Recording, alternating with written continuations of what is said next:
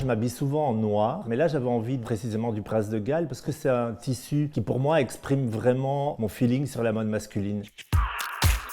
C'est toute une série de codes, c'est un vocabulaire, c'est des couleurs, c'est des matières, c'est des formes qui sont attribuées à des vêtements et qui après forment un style. C'est très compliqué pour moi de parler de mode masculine, même si en effet je peux dire que la mode masculine fait référence à des espèces de codes qui ont évolué avec l'histoire des sociétés et qui font qu'aujourd'hui on peut catégoriser l'homme dans un certain univers au niveau du style.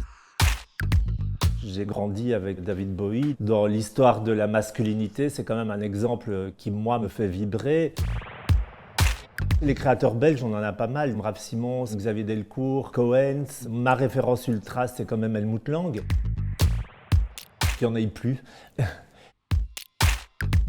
Par exemple, aujourd'hui, je porte un costume hyper classique, donc je suis relativement conventionnel dans ce look. Maintenant, le fait de l'accessoiriser avec des bracelets, avec des boucles d'oreilles, c'est ma façon à moi aussi d'assumer ce look qui correspond à des tas de choses que je déteste aussi, mais qui finalement, d'un point de vue après purement esthétique, me plaît beaucoup. Et donc voilà, pour moi, l'accessoire, c'est le futur.